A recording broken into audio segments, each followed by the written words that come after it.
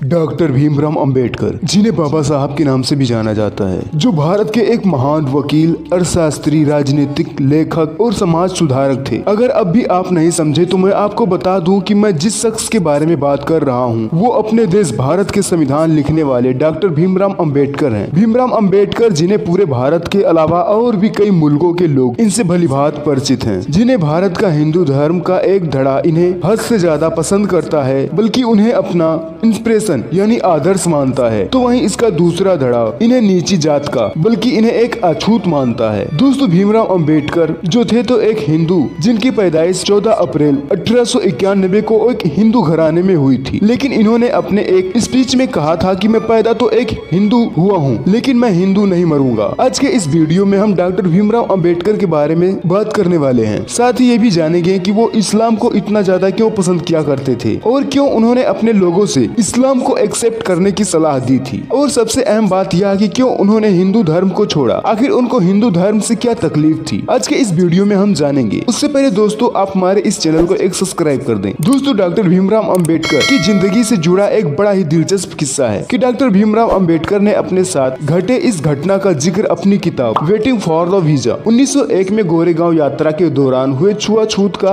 पूरा डिटेल में जिक्र किया है। भीमराव अंबेडकर लिखते हैं कि 1901 की घटना है जब हम महाराष्ट्र के सतारा में रहते थे। मेरी माँ की मौत हो चुकी थी और मेरे पिताजी मुंबई के गोरेगांव में खजांची की नौकरी करते थे। उन्होंने खत लिखा कि हम गर्मी की छुट्टी में उनके पास गोरेगांव आ जाएं। साथ ही उस खत में ये भी लिखा था कि जब हम गोरेगांव स्टेशन पर पहुंच जाएंगे तो वे अपना एक चपरासी हमें लाने के लिए भेज देंगे। भीमराव अंबेडकर अपनी किताब में आगे लिखते हैं कि इस खत को पढ़ने के बाद मैं और मेरा भाई और मेरे बहन का लड़का, वो आगे लिखते हैं कि गोरेगांव के लिए निकल पड़े। वो आगे लिखते हैं कि हम बहुत खुश थे क्योंकि हम में से किसी ने इससे पहले रेलगाड़ी नहीं देखी थी। हम लोगों ने भारी तैयारी किया, जूते पहने, चश्मा लगाया, रेशमी धोती पहनी और सर पर टोपी लगाया और स्टेशन की तरफ निकल पड़े। स्टेशन पहुंचकर मेरा भाई टिकट ले आया। हम गोरेगांव स्टेशन पर उतरे। 4 घंटा हो गया था, लेकिन हमें लेने के लिए कोई नहीं आया। सब लोग धीरे धीरे अपने ठिकाने पर पहुंच गए थे, लेकिन हम अभी वहीं स्टेशन पर खड़े थे, चपरासी का इंतजार कर रहे थे। धीरे धीरे अंधेरा भी हो रहा था। तब वहाँ का स्टेशन मास्टर आया और हम लोगों का टिकट देखा और बोला कहाँ जाना है और किसका इंतजार कर रहे हो। हम लोगों ने पूरा वाक्या उसको बताया। स्टेशन मास्टर को ये देखकर बहुत बुरा लगा। अब तक उसको ये नहीं पता चला था कि हम अछूत यानी दलित हैं, क्योंकि हमने ठीक ठाक कपड़े पहने हुए थे और हमारी बोली भी अच्छी थी। तभी अचानक स्टेशन मास्टर ने पूछा कि तुम कौन हो, और मैं तपाक से बोला कि हम महार हैं। तब मुंबई प्रेसिडेंसी में महार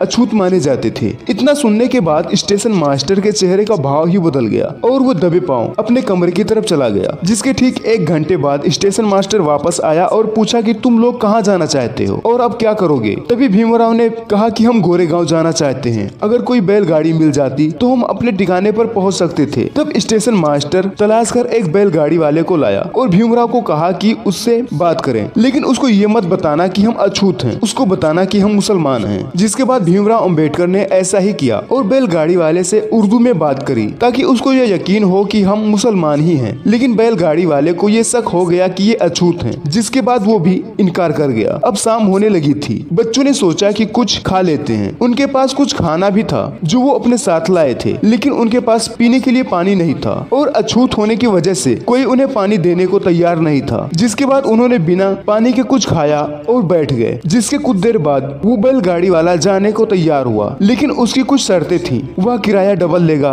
और बैलगाड़ी पर नहीं बैठेगा और न ही चलाएगा। भीमराव राजी हो गए और बैलगाड़ी को खुद हाँकने लगे और तकरीबन 5 घंटे चलने के बाद आधी रात को वो पहुंचे। उस वक्त भीमराव अंबेडकर 9 साल के थे। इस घटना ने उनकी जिंदगी पर एक गहरा छाप छोड़ दिया। इसके बाद यह उनके साथ पहली बार नहीं हुआ था। उनको स्कूल में बाकी बच्चों से अलग बैठाया जाता। घर से वो खुद टाट लेकर आते और अलग बैठते। उनके टाट को कोई हाथ नहीं लगाता। डॉक्टर भीमराव अंबेडकर के ऐसे और भी कई किस्से भरे पड़े हैं। अगर मैं आपको सुनाने लगा तो वीडियो खत्म ही नहीं होगी। दौर आया 1916 का, जब भीमराव अंबेडकर ने ऊंच नीच छुआछूत के देश भारत को छोड़कर लंदन पढ़ाई करने के लिए गए। जिसके बाद वो तमाम पढ़ाई और कई डिग्रियां लेकर वापस भारत आए। वो समझे थे कि अब छुआछूत ऊंच नीच का कॉन्सेप्ट खत्म हो गया होगा, लेकिन अब भी कुछ नहीं बदला था। अब भी उनके साथ वैसा ही सलूक किया जाता जो पहले किया जाता था। अब बाबा साहब को एहसास हो गया था कि जब वो मेरे साथ एक लंदन से पढ़े हुए शख्स के साथ ऐसा सलूक करते हैं तो वो एक गरीब दलित के साथ कैसा सलूक करते होंगे। जिसके बाद उन्हें ये समझ आ गया था कि अब की उन दलित लोगों के पास सिर्फ एक ही रास्ता है, कन्वर्जन। लेकिन सवाल ये था कि वो हिंदू धर्म को छोड़कर कौन सा धर्म एक्सेप्ट करें। शुरुआती दौर में बाबा साहब इस्लाम से बहुत ज्यादा इंस्पायर थे, जिसकी वजह थी कि इस्लाम अमन, शांति और समानता का धर्म था, यानी कि सबको बराबर का अधिकार था, जिसकी लड़ाई वो बचपन से लड़ रहे थे। लेकिन उन्होंने इस्लाम को न अपनाकर बौद्ध धर्म को चुना और 1956 में उन्होंने करीबन 3 लाख से भी ज्यादा लोगों के साथ नागपुर में बौद्ध धर्म अपनाया। इसके 2 महीने बाद उनकी मौत हो गई। दोस्तों, डॉक्टर भीमराव अंबेडकर, जिनके पास 32 डिग्रियां और भारत रत्न समेत और भी कई अवार्ड थे, जिन्हें 9 भाषाओं का ज्ञान था और संविधान के निर्माता। दोस्तों, ऐसे महान पुरुष के लिए एक लाइक तो बनता है। खैर दोस्तों, आज की इस छोटी सी वीडियो में बस इतना ही। वीडियो पसंद आया तो वीडियो को एक लाइक कीजिए और अपने दोस्तों के साथ एक शेयर, और इस तरह के हिस्टोरिकल वीडियोस पाने के लिए हमारे इस चैनल को एक सब्सक्राइब करना मत भूलिएगा।